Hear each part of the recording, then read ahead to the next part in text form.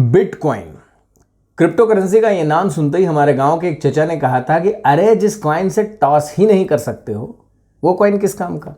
लेकिन लोगों ने कहा बड़े काम का है। कुछ रातों रात स्टार बनते हुए नजर आए। कुछ लोगों ने बिटकॉइन के जरिए करोड़ों कमाने के दावे किए और इन दावों के बीच में आ गए इलॉन मस्क। उन्होंने कहा कि हम तो बिटकॉइन में इन्वेस्ट कर रहे हैं दबा के, आप भी करिए।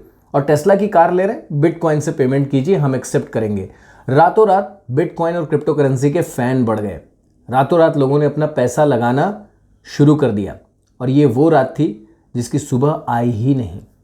आया क्रिप्टो करेंसी का बुरा दौर। एक्सचेंज डिफॉल्ट करने लगे, कहने लगे कि आपने क्रिप्टो करेंसी में पैसा लगाया है, गुड, आपके क्रिप्टो करेंसीज आपके अकाउंट में रखें, वेरी गुड, लेकिन आप इसे इन कैश नहीं करा सकते। साथ ही साथ दिक्कतें ये भी होने लगी कि उन पे और भी नियमानुसार कार्रवाई होने लगी। जैसे हमारे यहाँ की अगर बात करें तो उनके पीछे ईडी, उनके पीछे फेमा, ये सारी जांच चल रही है। लोग कह रहे हैं कि घालमेल तो नहीं था। अभी पता चला है कि ये जो क्रिप्टो करेंसी के एक्सचेंज थे, ये जो फॉरेन प्लेयर से पैसे ले रहे थे, उसमें KYC यानी कि नो योर कस्टमर तक नहीं हुआ था। कहाँ का पैसा कहाँ लग रहा है, उसकी कैसे फंडिंग हो रही है, वो फंडिंग कहाँ पे यूटिलाइज हो रही है, इन सवालों के जवाब मिले ही नहीं थे कि क्रिप्टो करेंसीज का बुरा दौर आ गया। दुनिया भर में ताबड़तोड़ तरीके से क्रिप्टो खरीदने वाले अचानक गायब हो गए और सारे एक्सचेंज खतरे में नजर आ गए। दुनिया का सबसे बड़ा, वन ऑफ द सबसे बड़ा सेल्सियस जो क्रिप्टो एक्सचेंज है, वो दिवालिया होने की कगार पर है। वो कह रहा है कि आपके पैसे जमा हैं, आपकी क्रिप्टो करेंसी है, लेकिन आप इसे इनकैश नहीं कर सकते हैं। जो लोग शेयर में इन्वेस्ट करते हैं और जो क्रिप्टो में इन्वेस्ट करते हैं, यहां पे एक फर्क होता है। शेयर में जब आप इन्वेस्ट करते हैं, किसी भी एक्सचेंज के थ्रू करें, तो आपके शेयर्स डिपॉजिट होते हैं डिपॉजिटरी के पास, NSDL के पास, CDSL के पास।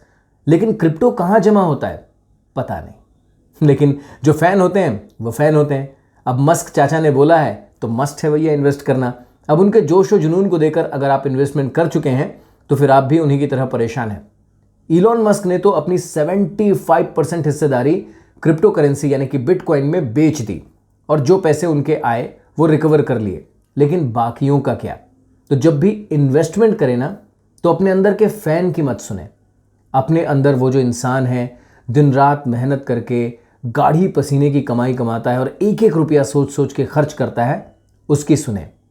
कोई आपको प्रॉफिट प्रॉमिस कर रहा है तो पहले ये देख लें कि क्या मोडस ऑपरेंडी है, इसे प्रॉफिट कहां से आ रहा है। क्योंकि कोई भी अपना 100% प्रॉफिट आपसे कभी शेयर नहीं करेगा। शेयर करेगा प्रॉफिट का एक हिस्सा।